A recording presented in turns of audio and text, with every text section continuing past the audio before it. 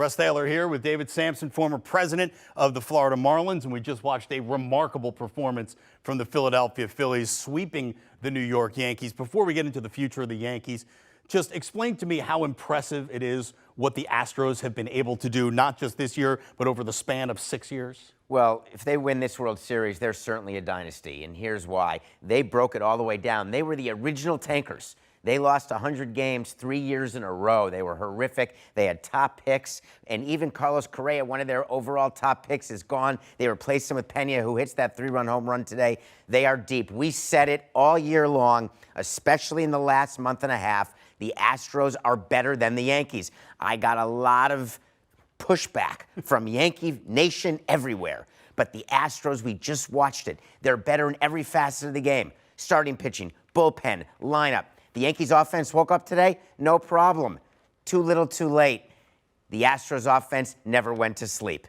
So now the Astros did what they had to do because they watched Philadelphia clinch earlier today. They wanted to get the same amount of rest as the Phillies, line up their rotation, and we are ready for a great World Series. Great storyline starting Friday night. Yeah, we were all fired up for Friday night game one of the World Series. But before we get to that, because I will get your thoughts on that matchup between the Phillies and the Houston Astros, I got to break down a little bit of what's going on with the Yankees, and it seemed a little apropos that it was Aaron Judge at the plate in the bottom of the ninth, the guy who maybe had the best offensive season in Major League Baseball history, came up shooting blanks in the postseason. What's going on? So that's a pretty small sample size. So I think that Aaron Judge has not cost himself any money with this poor postseason. I think the days of Carlos Beltran are finished. Those are the days when you have a great postseason and you get a huge free agency deal and then you regret giving the deal. If you recall Carlos Beltran having that great postseason maybe 15 or 18 years ago.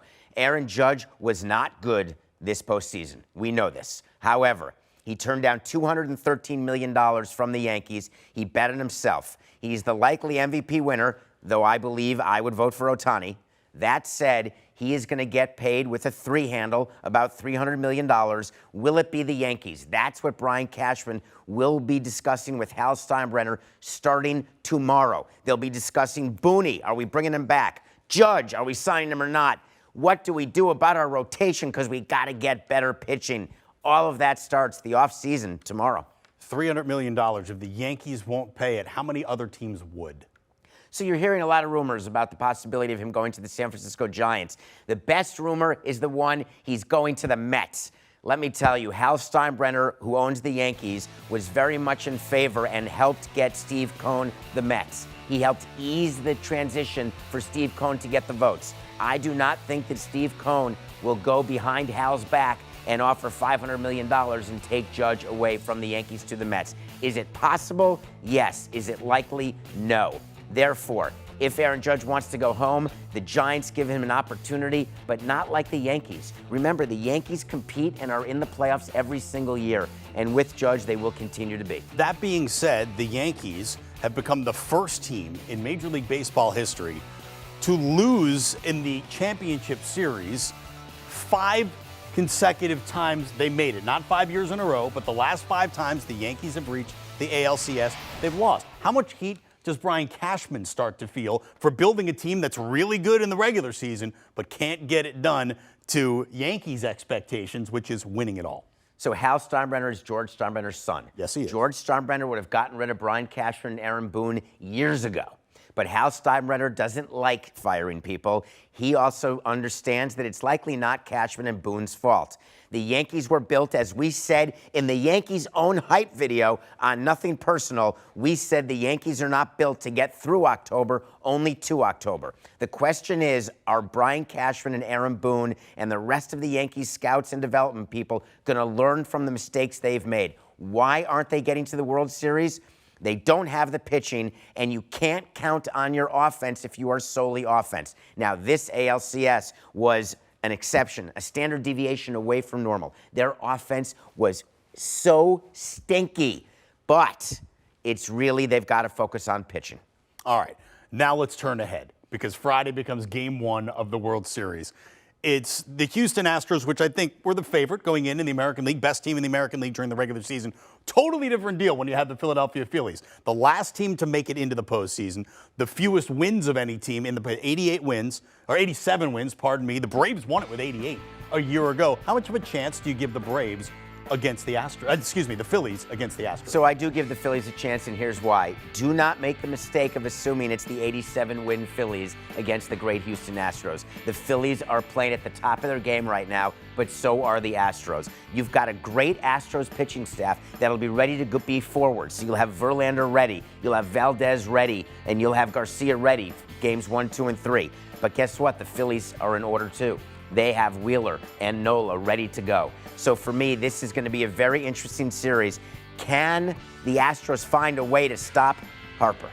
That's the question. If Harper continues to do what he does and the top of their lineup, Schwarber and Hoskins, keep getting on and keep going deep, it could be a really good series. If not, it's over. That's sort of the difference between what the Phillies are doing and what the Yankees were able to do, because the Phillies' big players are coming up big in the big games while the Yankees haven't. You mentioned it. Schwarber and Harper especially may have had the biggest hit of his life in the clinching game. Well, that happened earlier today, and it was unbelievable what Bryce Harper did. He comes up, and he's facing Suarez, who had not given up a home run to a lefty all year, and he needs to get a 2-run homer to take the lead and to get him to his first ever World Series, and boy, does he want it. Remember, the year he left the Nationals, the Nationals won the World Series in 2019, and he's been thinking about that ever since. He wants his own ring, and this is one heck of a chance for him. But wow, they are going to have to figure out the Astros, and it all starts Friday. They'll start game preparation, not tonight, but they'll start it tomorrow. How much pressure is on Houston right now? They haven't lost a game yet in this postseason.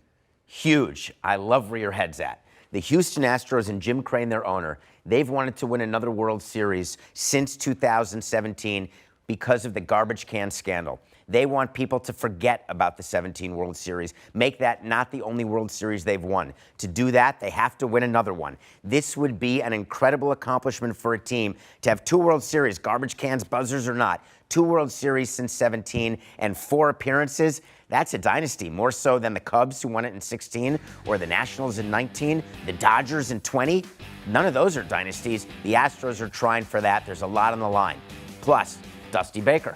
He's never won one. Which is amazing. He's done pretty much everything else in baseball. Everything. And also, by the way, Altuve and Alvarez haven't really shown up yet. They didn't really do much against the Yankees. And I mean, that's kind of scary if you're the Phillies. Pretty amazing, right? Alvarez in the first round against the Mariners basically helped them win all 3 games. Right. And when it got to the Yankees, he was cold. Altuve, you saw him tonight. You saw him get a hit the other way. He got hits both yesterday and today. That's a bad sign if you're the Phillies, because it means Altuve's waking up.